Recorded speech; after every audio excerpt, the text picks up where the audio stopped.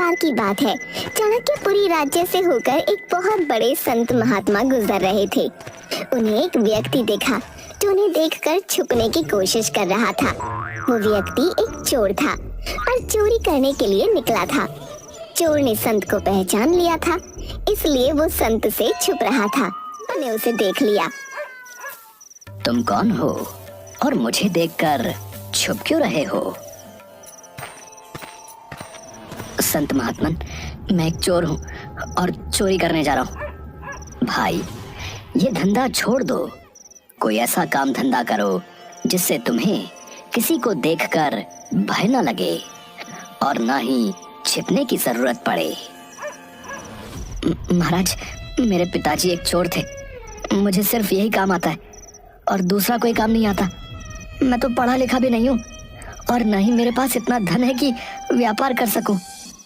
यदि मैं चोरी नहीं करूंगा तो फिर अपने परिवार का पालन पोषण कैसे करूंगा महाराज? चोरी की बात सुनकर संत कुछ क्षणों के लिए मौन हो जाते हैं, फिर बोलते हैं, ठीक है, अगर तुम्हारे पास कोई और काम नहीं है और ये काम करना तुम्हारी मजबूरी है तो तुम बेशक ये काम करो, लेकिन मेरी एक बात मान लो। महाराज, मैं जानता हूँ आप बड़े ज्ञानी हैं, मैं आपकी बात जरूर मानूंगा। आप आज्ञा कीजिए। तुम पहले वादा करो कि तुम मेरी बात मानोगे। महाराज, मैं वादा करता हूँ, आप जो भी बोलेंगे मैं आपकी उस बात को जरूर मानूंगा। तुम किसी भी परिस्थिति में झूठ मत बोलना, सदा सच बोलना, तुम्हारा कल्याण होगा। अगर मैं झूठ नहीं बोलूंगा तो काम कैसे चलेगा? परंतु अब तो मैंने आपसे वादा कर दिया है, तो कुछ भी हो जाए मैं अपना वादा पूरा करूंगा महाराज। संत अपने रास्ते पर आगे चल देते हैं और चोर भी चोरी करने के लिए आगे बढ़ जाता है। थोड़ी दूर पर उसे एक दूसरा व्यक्ति दिखता है और वो फिर से छुप जाता है। वो व्यक्ति चोर से, तुम कौन हो भाई और इस समय कहाँ जा रहे हो? चोर मन ही मन विचार करता है, झूठ तो मुझे बोलना नहीं है, इसलिए सच बता देता हूँ, जो होगा देखा जाएगा। मैं चोर हूँ और चोरी करने के इरादे से अपने घर से निकला हूँ। तुम कैसे चोर हो जो स्वयं ही बता रहे हो कि मैं चोर हूँ? क्यों हंसी कर रहे हो मेरे साथ? तुम अवश्य ही कोई सैनिक या गुप्तचर मालूम होते हो। नहीं, मैं मजाक नहीं कर रहा हूँ, मैं वास्तव में ही चोर हूँ और चोरी करना मेरा धंधा है। भाई, चोर तो मैं भी हूँ, परंतु अभी नया नया ही काम शुरू किया है। अच्छा हुआ जो तुम मिल गए। क्या आज मैं तुम्हारे साथ चोरी करने आ सकता हूँ? मुझे चोरी करनी सीखनी है। ठीक है, जो मिलेगा दोनों मिलकर बांट लेंगे। वैसे तुम चोरी करने कहाँ जा रहे थे? अभी तो ऐसा कोई विचार नहीं है, देखते हैं, जहाँ मौका मिल जाएगा वहीं चोरी कर लेंगे। अगर तुम चाहो तो हम राजमहल में चोरी कर सकते हैं। पागल हो गए हो क्या? राजमहल में कैसे घुसेंगे? घबराओ नहीं। अरे मेरी बात ध्यान से सुनो। मैं पहले राजमहल में नौकर था, परंतु महाराज ने एक छोटी सी बात पर नाराज होकर मुझे नौकरी से निकाल दिया और आज उनकी वजह से मुझे चोरी करने की जरूरत पड़ रही है। अगर महाराज ने तुम्हें निकाल दिया तो तुमने कहीं और काम क्यों नहीं ढूंढा? क्योंकि राजा ने मुझे अपने महल से निकाल दिया तो किसी दूसरे ने मुझे काम देने की हिम्मत नहीं की और इसलिए मजबूरी में मुझे यह धंधा अपनाना पड़ रहा है। चोरी करना अच्छी बात नहीं होती, समझे? फिर तुम क्यों चोरी करते हो भाई? मुझे चोरी करने के अलावा और दूसरा कोई काम नहीं आता है और ना ही मैं पढ़ा लिखा हूँ, समझे? इसलिए चोरी करना मेरी मजबूरी है। इसका मतलब हुआ कि हम दोनों ही मजबूरी में चोरी करते हैं।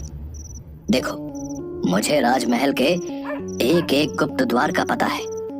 चलो आज हम राजमहल में भाग्य आजमाते हैं।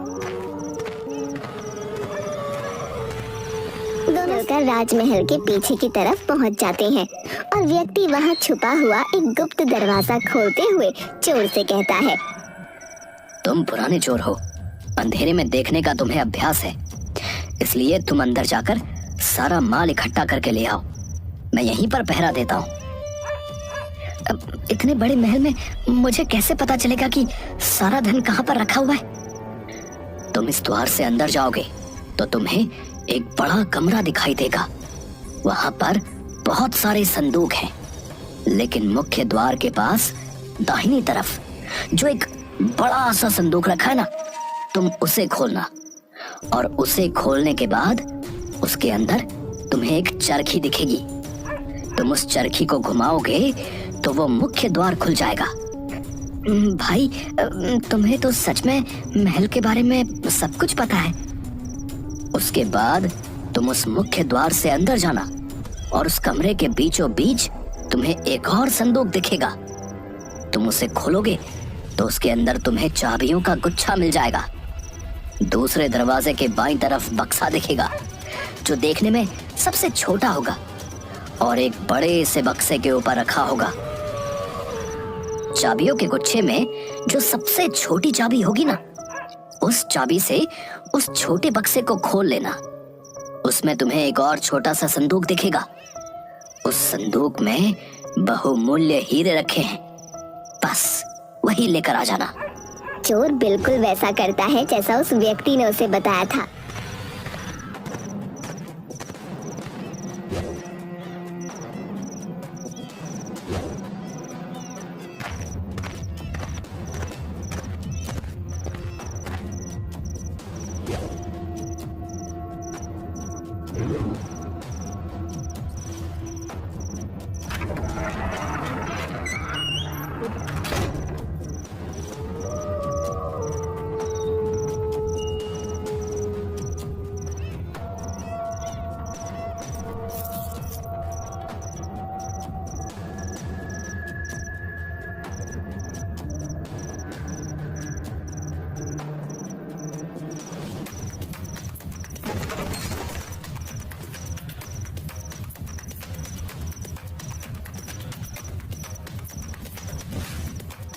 और लेकर वापस आ जाता है।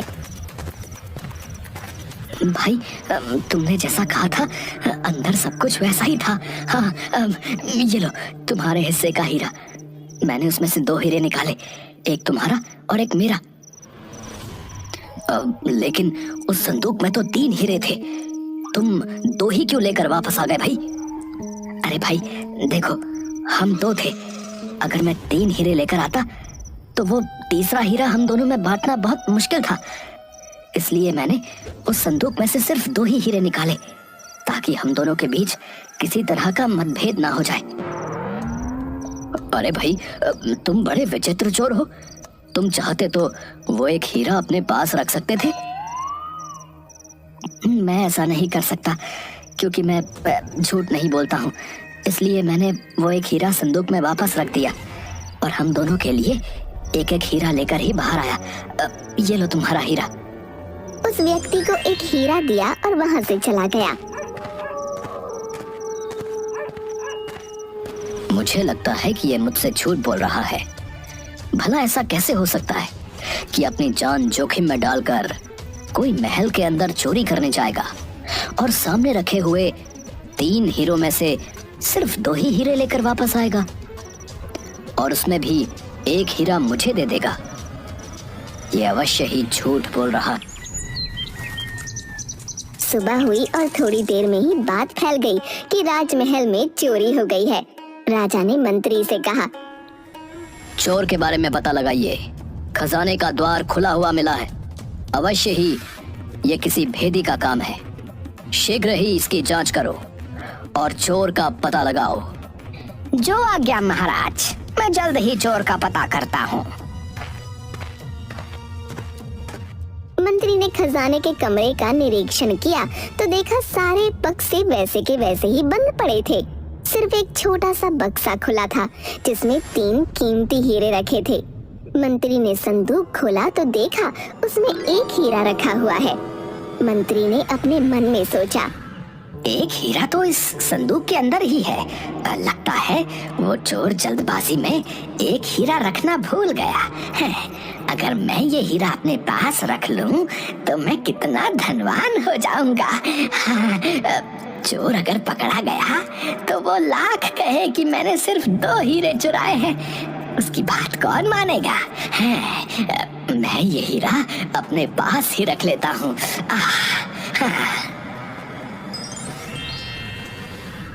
मंत्री फिर राजा के पास जाता है। महाराज, सारे बक्से तो ठीक हैं, सिर्फ एक बक्सा खुला हुआ है जिसमें 3 कीमती हीरे रखे थे और वही चोरी हुए हैं महाराज। क्या कहा? 3 हीरे चोरी हुए हैं? जी महाराज, उस छोटे बक्से में रखे हुए 3 कीमती हीरे चोर ले गया महाराज। ठीक है मंत्री जी, आप जल्द ही चोर का पता लगाइए और उसे हमारे सामने प्रस्तुत कीजिए। तलाश शुरू की गई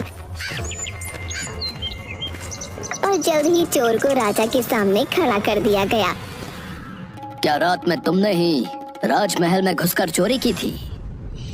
जी महाराज, मैंने ही चोरी की है और मैं इसका दंड भुगतने को भी तैयार हूँ, परंतु मेरे साथ एक अन्य भी मेरे साथ इस चोरी में शामिल था। वो कौन था? उसका नाम बताओ।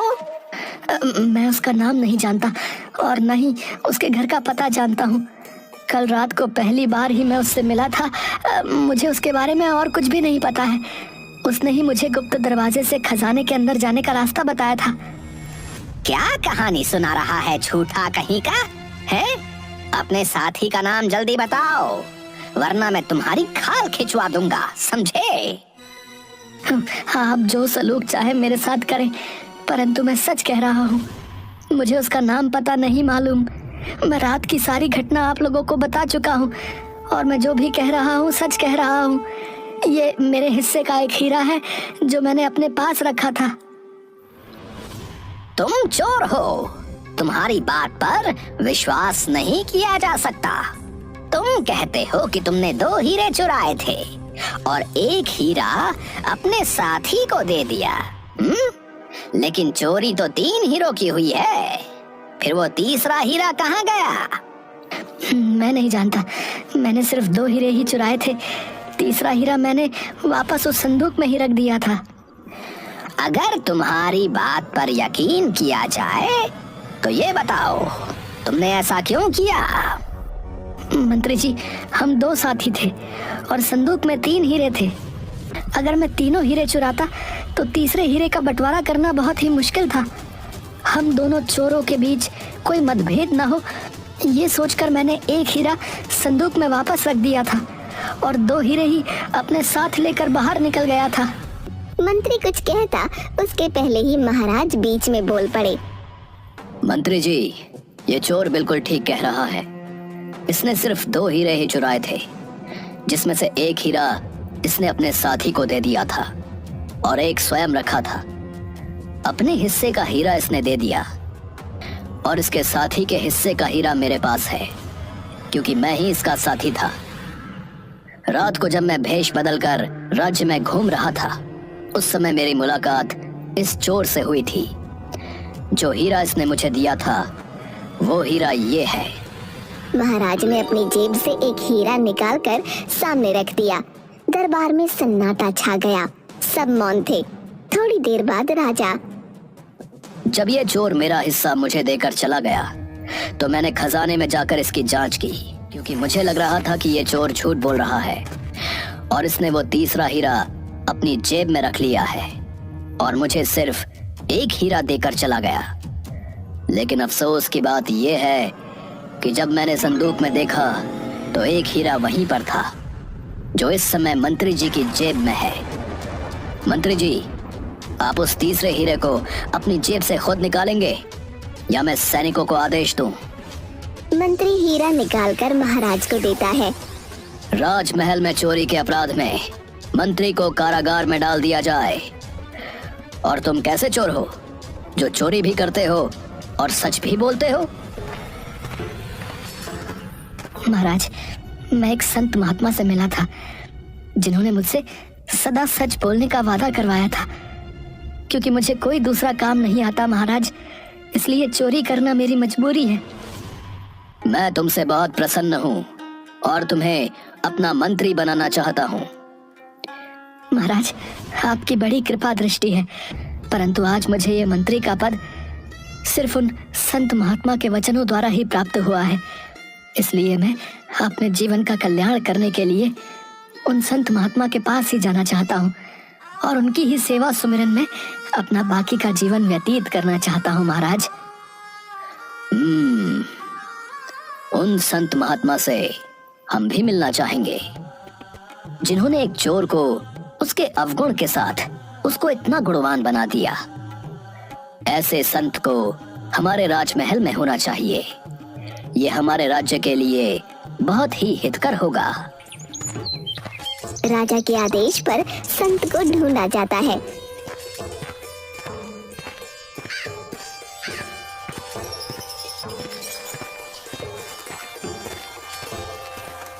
संजय का राजगुरु बना दिया जाता है और संत के आदेश को मानकर चोर राज्य का मंत्री बनने को तैयार हो जाता है। इस तरह संत और चोर दोनों ही उस चाणक्यपुरी राज्य का हिस्सा बन जाते हैं।